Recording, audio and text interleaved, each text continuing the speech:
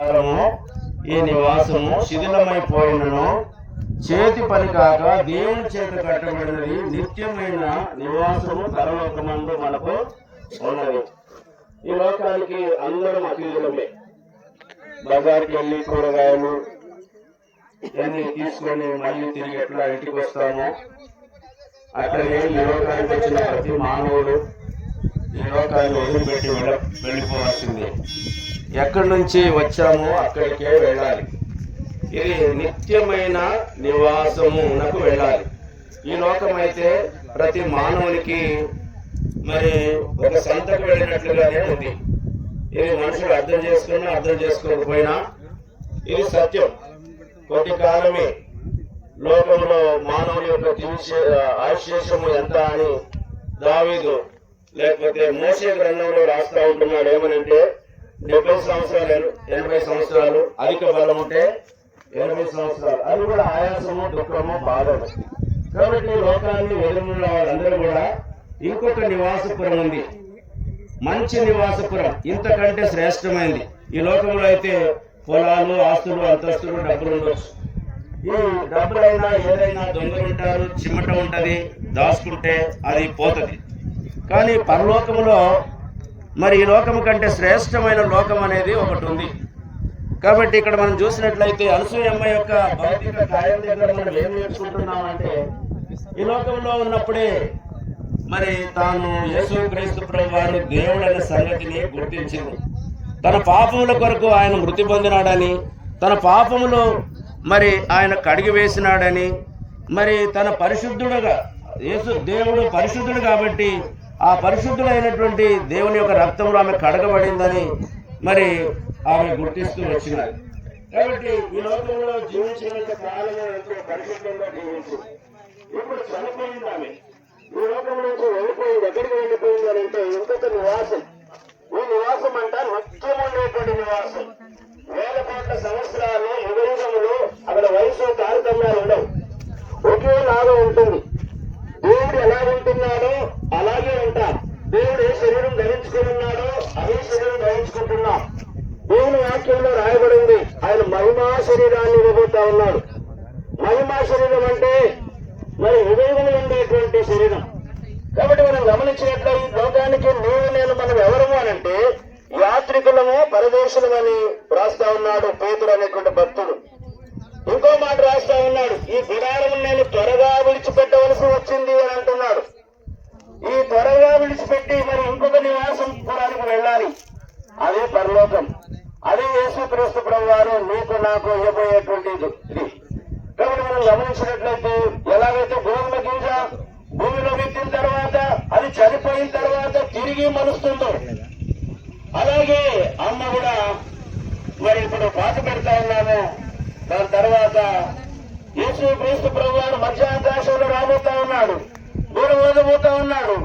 అప్పుడు అక్షయులుగా మృతులు అక్షయులుగా లేపబడతారని దేవుని వాక్యం సెలవిస్తా ఉంది. కాబట్టి ఇలాంటి నిరీక్షణ కలిగి ఈరోజు నీవు నేను మనం ఏం చేయాలంటే ఆదరించబడాలి. చనిపోతే 2 మార్గాలు ఉన్నాయి. ఈ మార్గం గురించి చెప్పండి. అమ్మ వెంటనే మార్గం పరలోకం, స్వర్గం. ఆయన ఎలా ఉంటాడు అలాగే ఉంటాం. నిత్యమైన సంతోషం, ఆనందం ఉంటుంది అక్కడ. అది మరి బంగారు వీలు కలిగినటువంటిది, కాబట్టి మహిమా శరీరం కలిగినటువంటిది. ఆ లోకము యుగయుగములు ఉండేటువంటిది. కాబట్టి ఇంకొకటి నరకం, అది భయంకరమైనది. ఈ లోకంలో పాపం ఉంది, జన్మ పాపము, కర్మ పాపం. పాపంలో మనం మరణించినట్లయితే పాపం వల్ల వచ్చే జీవితం మరణము, అగ్నిగుండం, నరకము, నిత్యమైనటువంటి అగ్నిగుండం. దాని నుంచి ఎవరు మనల్ని విడిపించలేరు.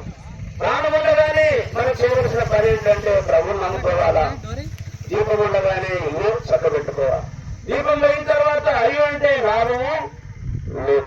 ప్రియమైన దేవుని బిడ్డలారా, ఎక్కువ చెప్పడానికి ఇక్కడ సమయం లేదు కాబట్టి భూమి మీద గుడారం నివాసం ఇది శిథిలమైపోతా ఉంది. ఒక భక్తుడు ఇలాగన్నాడు, చనిపోయినటువంటి భక్తుడు ఇలాగంటూ వచ్చినాడు, అయ్యలారా నాకు చనిపోయిందని చెప్పకండి, నా యొక్క అడ్రస్ ను మార్చుకుంటున్నాను అంతే. అడ్రస్ ఏంటంటే ఈ లోకంలో జీవించింది 60-70 సంవత్సరాలే, కానీ పరలోకానికి వెళుతున్నా నేను యుగయుగంలో ప్రభుత్వం ఉంటాను, నేను ఆనందంతో ఉంటాను. ఆ దేశం కొరకు యువకుల్లో ఉన్నప్పుడే బుద్ధిమంతుడు దేవుని వాక్యం ఇలా రాయబడింది. బుద్ధిమంతుడు పరమకు వెళ్ళే మార్గమును జీవ మార్గమును వెతికి జాగ్రత్తగా దాన్ని కనుగొంటారని ఈ వాక్యంలో రాయబడింది. కాబట్టి ఆ మార్గం ఏమై ఉన్నది, అది ఎలాంటి మార్గము అనేది మనం తెలుసుకున్నట్లయితే, తెలుసుకోవాలంటే చేయవలసిన పని ఏంటి లేదు. యేసు ప్రభువా నేను పాపను, మీ రక్తంలో నన్ను కడుగు, పరిశుద్ధపరచు, అంతే. మనం ఆయనకి ఇవ్వవలసింది అంతా ఆయన ఇచ్చింది. ఈ లోకమంతా ఆయన సృష్టి, ఈ సృష్టిలో ఉన్నదంతా మనకి అనుభవించడం చెప్పినారు. కానీ మరి ఇప్పుడు మరి ఆయనకి ఏమి ఇవ్వదు. ఏమి ఇవ్వాలి? నేను వాక్యంలో రాశాడు, ఆ కుమారుడాన్ని హృదయం నాకిల్లో అని రాశాడు. మన హృదయాన్ని గుర్తించాలి, మన పాపాన్ని ఒప్పుకుంటే చాలు. ఆయన నమ్మదగిన వాడు, నీతిమంతుడు, సమస్త మరి పాపం నుంచి ఆయన కడిగి మనల్ని పరిశుద్ధంగా చేసేటువంటి వాడు. దేవుడు ఈ మాటలు దీవించునుగా.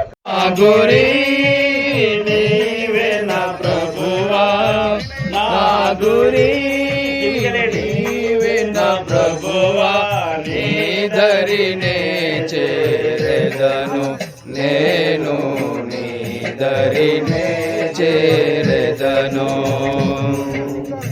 లోకమంతా నాదని ఎంచి బంధుమిత్రుల ప్రియులను కొంటిని, లోకమంతా నాదని ఎంచి బంధుమిత్రుల ప్రియులను కొంటిని, అంతయు మోసమేగా, అంతయు మోసమేగా, వ్యర్థము సర్వమును ఇలలో, వ్యర్థము సర్వమును. పరవాసిని జగమున ప్రభువా, పరవాసిని జగమున ప్రభువా, నడచుచున్నాను విన ప్రభువా, నా గురి నీవెన ప్రభువా, నీ దరినే చేరెదను నేను.